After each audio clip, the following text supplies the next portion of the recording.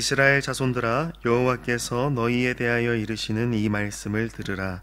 애굽 땅에서 인도하여 올리신 모든 족속에 대하여 이르시기를, 내가 땅의 모든 족속 가운데 너희만을 알았나니 그러므로 내가 너희 모든 죄악을 너희에게 보응하리라 하셨나니, 두 사람이 뜻이 같지 않은데 어찌 동행하겠으며, 사자가 움킨 것이 없는데 어찌 수풀에서 부르짖겠으며, 젊은 사자가 잡은 것이 없는데 어찌 굴에서 소리를 내겠느냐.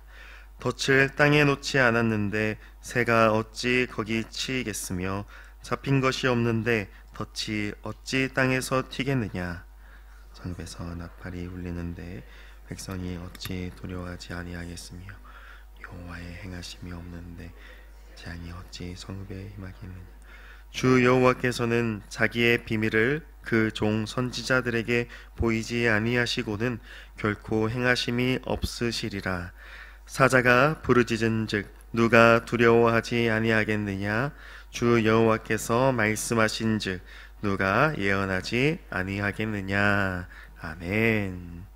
오늘 말씀에서 아모스는 여호와 하나님의 말씀을 대언합니다. 이 말씀을 들으라 라고 하며 신명기 말씀에 쉐마라고 하셨던 여호와 하나님의 말씀을 생각나게 합니다. 그래서인지 1절 하반절 말씀은 출애굽의 은혜를 언급하고 있습니다. 애굽 땅에서 인도하여 올리신 이라는 표현은 이스라엘 자손들이 출애굽의 은혜, 즉 구속의 은혜를 경험한 자들임을 의미합니다.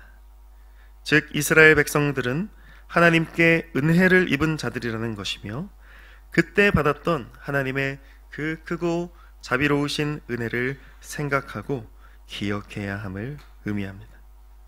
2절 말씀에서 여호와 하나님의 말씀이 나옵니다. 내가 땅의 모든 족속 가운데 너희만 알았다 라고 말씀하십니다.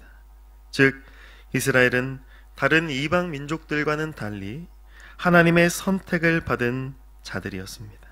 하나님은 특별히 아브라함을 택하시고 그의 후손들을 통하여 하나님의 나라를 세우고자 하셨습니다.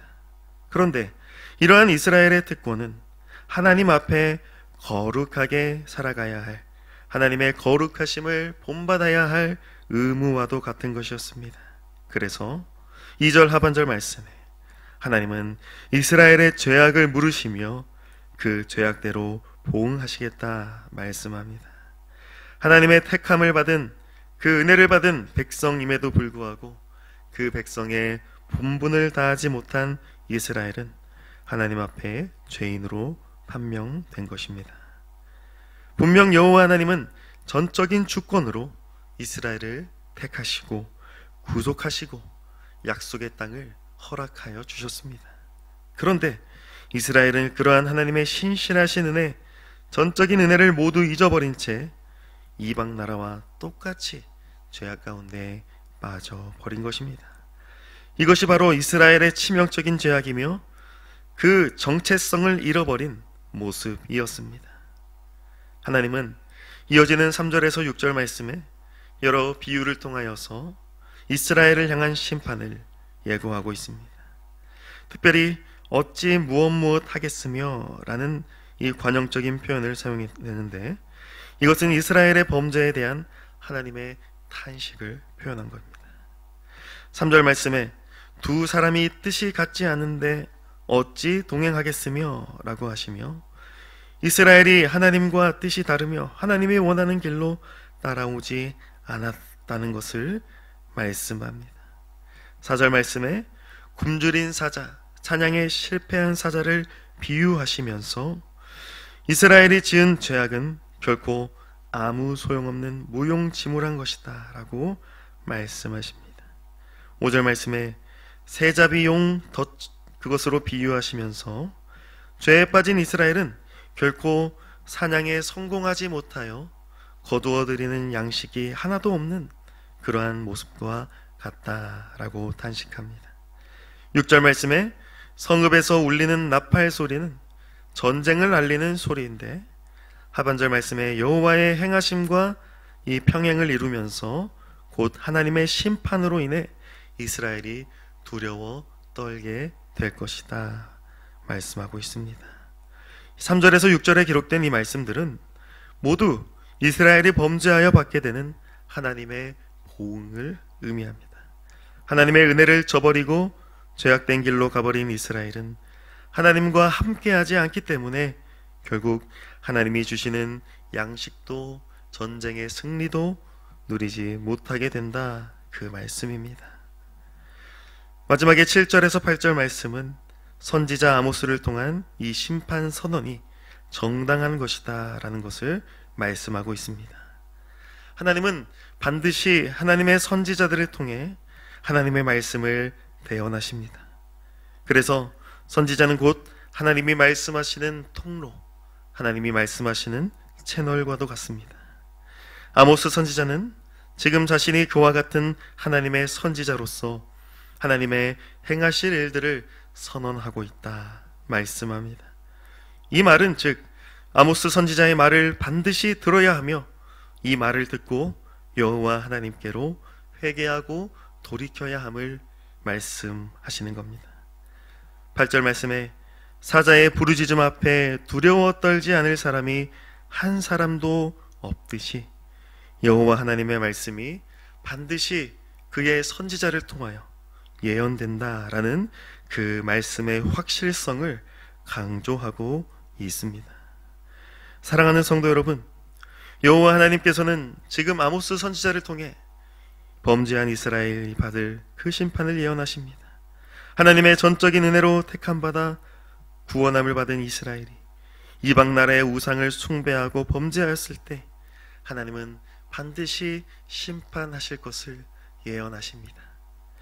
그러나 이 심판의 메시지는 또 한편으로는 회개를 촉구하는 말씀과도 같습니다. 하나님의 선지자의 말을 반드시 듣고 그 말씀 앞에 두렵고 떨리는 마음으로 회개해야 함을 말씀하시는 것이죠. 선지자의 말을 듣고도 그 말을 의심하거나 받아들이지 않는다면 결코 하나님의 심판을 면할 수가 없습니다. 만약 하나님께서 직접 나타나 말씀하신다면 이스라엘 백성 중 그 어느 누구도 살아있을 자가 없을 것입니다. 그러나 하나님은 자비하시고 긍휼하셔서 하나님이 세우신 선지자를 통해 돌이켜라, 회개하라 그렇게 말씀하시며 기회를 주고 계십니다. 그럼에도 불구하고 이 하나님의 말씀을 듣지 않고 돌이키지 않는 자는 끝내 하나님의 심판을 면함받지 못하게 되는 것입니다. 구약의 선지자들은 다름 아닌 모두가 다 신약에 등장하는 하나님의 아들 예수 그리스도를 가리키고 예표합니다. 구약에서는 선지자를 통해 말씀하셨다면 이제 신약에서는 그 선지자들을 통해 말씀하신 약속이 성취되어 아들 예수 그리스도를 통하여 우리 가운데 말씀하십니다. 구약의 선지자들이 말씀의 통로 채널이었다면 이제 신약의 예수 그리스도는 말씀 자체이시며 심판 그 자체이십니다. 이 말은 예수 그리스도를 믿고 따르는 자는 회개와 회복, 구원으로 나아오는 자이며 그렇지 않은 자는 곧 약속의 말씀대로 하나님의 심판을 받는 자들이라는 그 말씀입니다.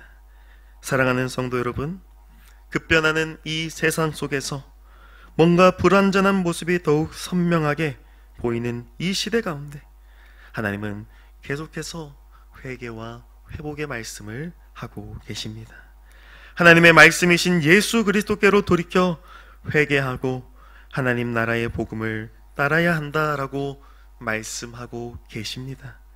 주님이 다시 오셔서 최후 심판을 내리실 때가 가까워 올수록 주님의 몸된 교회는 더더욱 이 생명의 말씀 예수 그리스도의 복음을 붙들고 그 복음을 세상 가운데 선포해야 할 것입니다. 아모스 선지자가 하나님의 말씀을 선포한 것처럼 예수 그리스도께서 하나님 나라의 복음으로 이 땅 가운데 오신 것처럼 이제는 주님의 교회인 우리가 예수 그리스도의 복음을 외치며 이 복음으로 돌이켜라, 회개하라 외쳐야 할 것입니다. 바라기는 우리를 통하여 이 마지막 때에 죄인들이 주의 복음으로 돌이키는 은혜의 역사가 일어나기를 간절히 소망합니다. 이를 위해 먼저 우리 자신이 주님의 말씀과 복음 앞에 굳건히 서기를 축복합니다. 십자가 복음으로 무장되기를 축복합니다. 그리하여 소망 없는 이 세상 가운데 하나님의 소망을 선포하는 저와 여러분이 되기를 주님의 이름으로 간절히 축복합니다. 아멘. 하나님 아버지, 이 세상이 점점 더 악해져 가고 힘들어져만 가는 것 같아 보일 때에 주의 몸된 우리 교회는 끝까지 주의 말씀과 복음으로 무장되어서 믿음으로 힘써 싸워 이기게 하여 주시옵소서. 선지자적 사명을 받은 교회로서 주의 복음으로 세상을 변혁하며 주님이 꿈꾸시는 아름다운 하나님 나라를 소망하며 살아내는 우리가 되게 하여 주시옵소서. 주 예수 그리스도의 이름으로 기도드리옵나이다. 아멘.